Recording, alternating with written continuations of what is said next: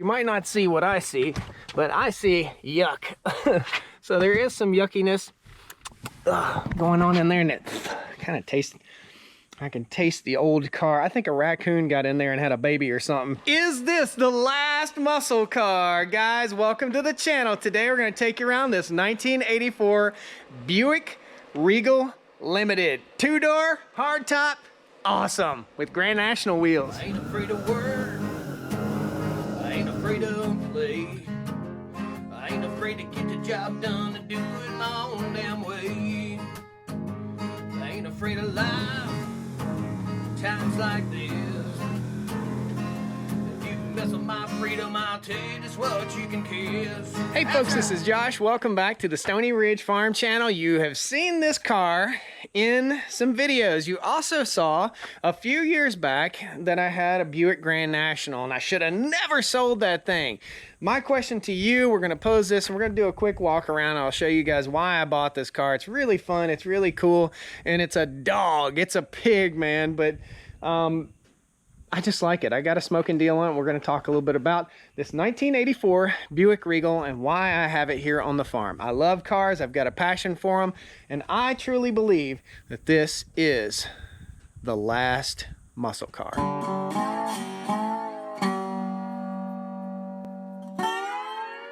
All right, folks, welcome back to the Stoney Ridge Farm channel. It's another gorgeous day here on the farm. I have the Buick set out right here. I don't have a name for this car yet, so guys, give me some ideas. So this is a 1984 Buick Regal Limited. I believe it's a limited. Yep, it's a limited model. It has 50-something thousand actual miles. We'll look in there in just a second. And I'm going to take you around, a little walk around on this critter. I bought this for a decent deal. You know, I've got about 4,000 bucks in it. We'll talk about the engine. We'll show you the interior. We'll show you everything. It does have Buick Grand National wheels if you've never seen those, and it does have dual exhaust. Stick around the end of the video. I'm going to pull this up on the lift. I've not taken it up on the lift. All I did, I bought it. I have not washed it. I have not cleaned it. It still stinks inside. There's a bunch of crap in the trunk, and I've not looked at it on the lift yet. I don't know what it looks like underneath, but I just kind of peeked under there to make sure it wasn't all rusted out. So let's give a little walk around. In case y'all don't know what a 84 Buick Regal is, this is a really cool car. This is known as the G-Body, which the G-Body is the Monte Carlo, the Grand National, the Grand Prix, the Oldsmobile Cutlass. Guys, let me know if you know of any other G-Bodies, but this is a Buick G-Body. This is a GM G-Body. My thought is that the G-Body is probably going to be our last iteration of the muscle car in our world. I am fully addicted. My grandfather always had Buicks. Growing up, Grandpa always had a Buick. Just Buick, Buick, Buick. From in the 1950s, he had a convertible Roadmaster. When he started dating my grandma, he had a Buick Roadmaster. All the way through to the last Buick that he had, which was a Buick Park Avenue. It was a 1984. So this is the Carolina blue color, and I actually have two of these. I've got a parts car, and I have this one. We'll go ahead and open the passenger door. I've got a few parts in here that I've already ordered. Before we open the door, let me show you. Our door seals right here are in really, really rough shape. The paint, don't do this, by the way. I guess it had a little rust right here, and somebody decided to sand it down and prime it. And you can see it's had a little bit of Bondo work. I don't know if maybe a tree might have hit it or something like that. This is called the Landau top. It's a half rag top, basically half vinyl top. And it's in okay shape. It's not in the best of shape. This is our package tray back here, and it's a little crusty. You can see our seats kind of a little disconnected back there. This is not a perfect car. This is the project, right? This is what you look for. So let's open her up. Let's hear that door. Oh, she's crisp. No sag. So these are known for getting a little sag in the door. If you get a hold right here and you lift up a little bit, it'll clunk, clunk, clunk, clunk. A lot of the old Chevrolets are bad about that, old GMs. This is a big, heavy door.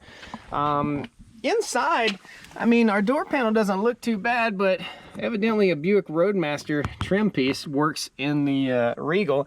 Pretty cool old school little handles right here. Everything's good. The reason I say this is a very low mile car because look at it.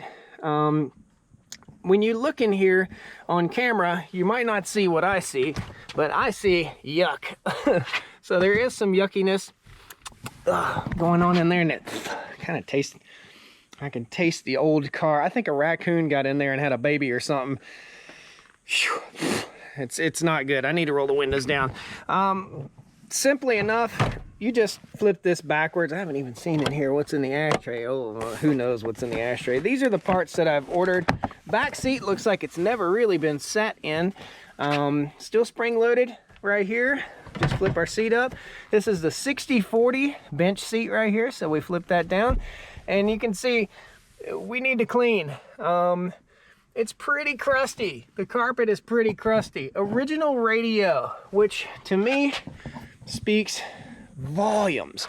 When you find a car like this that has not been monkeyed with and has the original radio, that seriously speaks volumes to me about the quality of the car, or whether it maybe just sat in a junkyard. I don't know.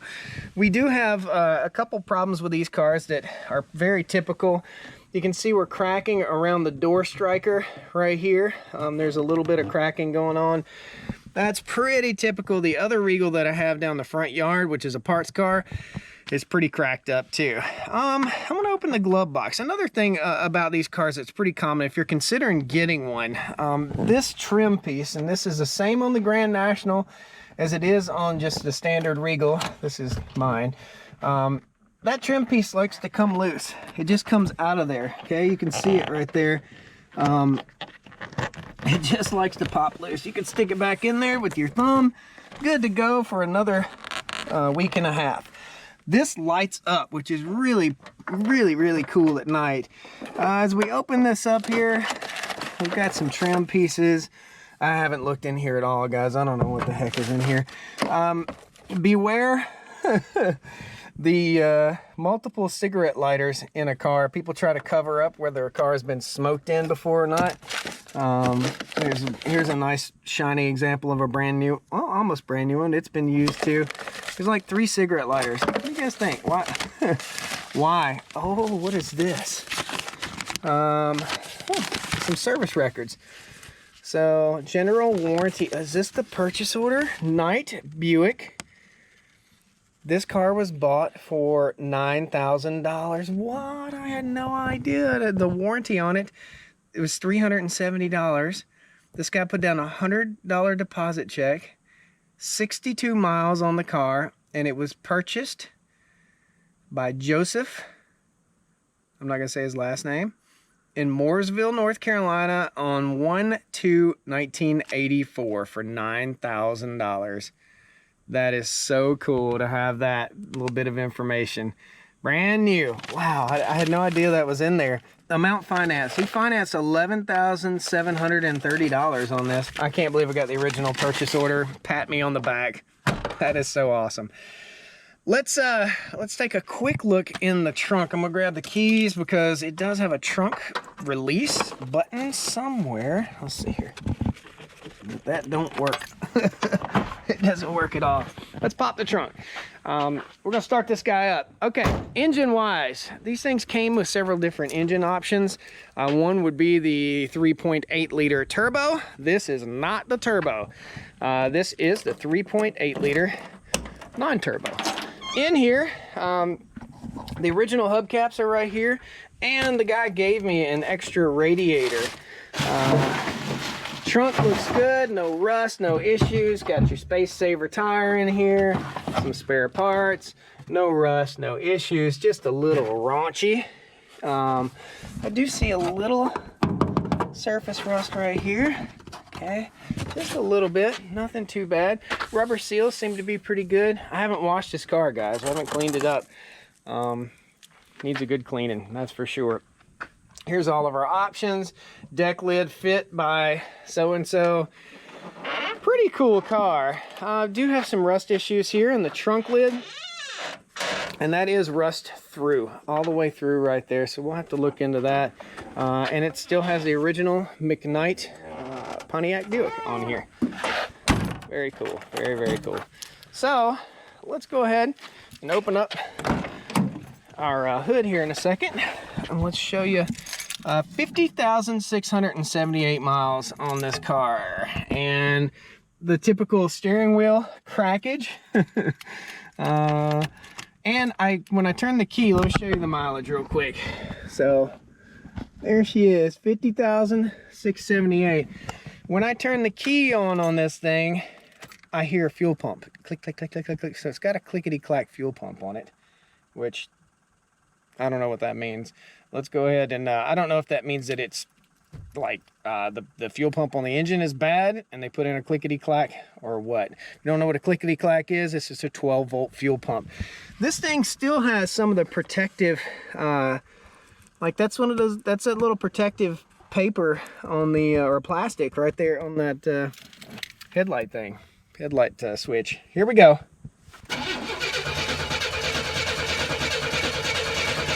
Might need to tap the gas. Tap, tap. Here we go. I believe it's carbureted. Sounds good. Got dual exhaust. He put dual flow masters on it. We're gonna put it on the lift and check that out in a second. All right, always love a good hood ornament. And right here, there we go.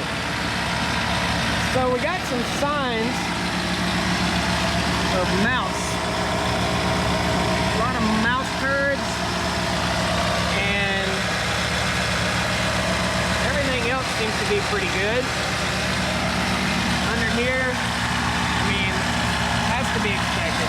Look how old this thing is. Do you hear that? I want your guys' opinion on that. I do believe that is the smog pump. I think back in the 80s, these things had smog pumps on them. And I do believe that that is the smog pump, and it's making a horrible rattly clack, clack, clack, clack, clack, clack, clack, clack, clack noise. So, without further ado, let's pull this puppy into the shop. See what it looks like up underneath.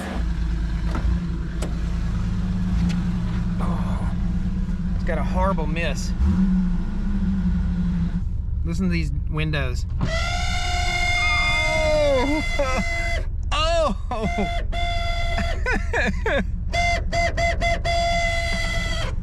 And that one's broken.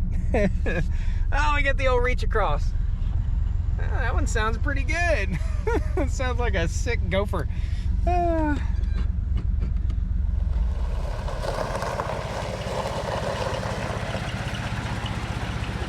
Just feel cool in this thing, man. It's like stepping back to the 90s.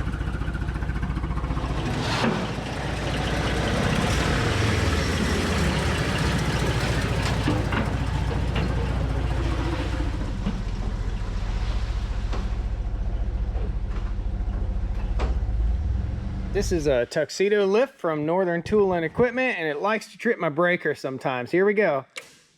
Dang it. Ugh. I've got to get this shop wired up. Stay tuned for a future video. By the way, this is the mega shop, and it is a mega mess. This will be a barn dominium home. I hope you guys are subscribed to the channel. Love to have you back here. Reset this breaker and try again. Fingers crossed. I think we'll be okay this time. Seems like it trips it the first time and then it never trips it again. There we go.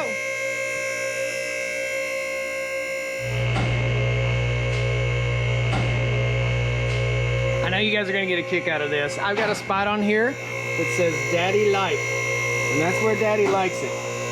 Right there, except for, I'm gonna bring it up a little higher. We're gonna bring it above Daddy Like. Let's get our Milwaukee flashlight, how you doing, up here and take a look underneath her. This is all new here, so I've never seen underneath this critter. It could be covered in oil. I could be. It's hot. The exhaust is hot, that's for sure. So I had this thing parked out on my concrete for a couple days. No oil leak whatsoever. However, that's a little on the greasy side right there, boys and girls. see what we got here. Yeah, yep. So we got a little of that long life undercarriage preservative on here. Looks like we got a leak coming from the output shaft on the transmission, which could be a super easy fix. So I'm not discouraged at all. I haven't driven this thing, but I don't know, 5 or 6 miles to a buddy's house just to kind of feel it out. Frame rails, they all look pretty good. It's going up in here. Looks like, you know, had a little hit. These are the rear floorboards. They look pretty good, pretty solid. No issues there. Cruising on up through here. No major oil leaks or anything. Probably got a rear main seal there. Got a little drip coming off it right there. Again, I don't think this is going to be the engine that stays in this car, man. I think we're going to do an LS swap on this, or try to find a Buick turbo engine and put in it. It's not a Grand National, so I'm not worried about putting the wrong engine in it. It is a Regal. So, you purist, it's okay. It's okay. As I look under here just a little bit, my drive shaft looks pretty good. The exhaust has been done up, and it looks like it's been done right. As we track it down through here, the guy I bought it from did the exhaust, well, kind of right. Look at that. That's kind of hanky-janky. So it looks like we went from a 2.5-inch exhaust and some hammer strikes down to a 2-inch maybe.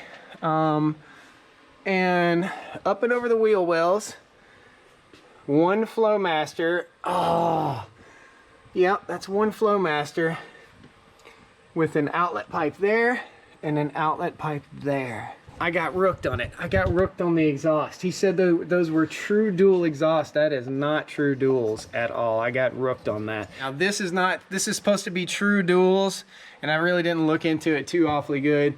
I think we got the stock rear end in here. Yeah, everything's stock right there.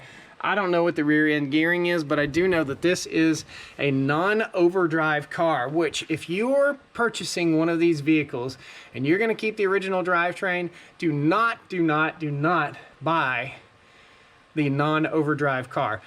Going 65 miles an hour, these cars were designed to go 55. The speedometer goes to 85. These cars were not designed to go down the highway at 75 miles an hour. You're going to wind it out. So before I go highway driving on it, for sure, I'm going to get a full service, get the oil change, get the diff done. It only blows hot air right now. So the air conditioner does not work. I cannot hear the compressor kicking in. So we got to work on that. A little pro tip. Go to the auto parts store. If you want to check and see if your compressor works, go get that canister and pump it full of coolant, okay? If it works, it works. Don't use it anymore. Take it to an auto parts store or a certified shop. Take it to a good shop and have them evacuate the system and put new in. Ask me how I know. You put the wrong stuff in there, there's moisture in the system. So if you put that canister in your vehicle and you have moisture in that system, it will destroy your compressor and become a very expensive job versus about a $65 job just evacuating it and refilling it and having air conditioning. So we got some work to do there. Got a little lubrication work to do. Got to change the oil. I have not changed the oil in this. I did buy a transmission filter, and we'll pull that pan off the transmission at some point, see how nasty it is in there. It shifts like butter. I mean, it really shifts like butter. I like these wheels, but I have another set of wheels over there stacked up that I might put on it. Rust-wise, I think we're in great shape. These things like to rust out down here. They like to rust at the bottom of the doors. There's a little bit of rust in the trunk. I have a junk car, and you'll see a little walk around that junk car right now while I'm talking. But I've got a junk car to pull parts from. It's the exact same color. It's the exact same car. If I've got a tear in the seat, the interior is the exact same. All the dash is exactly the same. So I've got everything that I need to make this something cool. And I'm going to tell you guys, honestly, right now, I like to drive a clunker. Any of you guys addicted to that? I'm addicted to driving a clunker. I love it. I love to drive up, pull up in a parking lot. You could pull up in a brand new Tesla Plaid, nobody's gonna give it a second look. Pull up on this thing on the street and everybody's gonna stop and look at it. I've got a guy, a paint guy, that I can take this car up to. We'll match the paint and we'll fix these bumper fillers. So these are bumper fillers. They notoriously rot out. Don't let that scare you off of buying one of these cars. They dry rot and they rot out. You can get an easy replacement. You pop the bumper off, you put new bumper fillers in. The front and the rear bumper fillers are gone. Now, I want your input.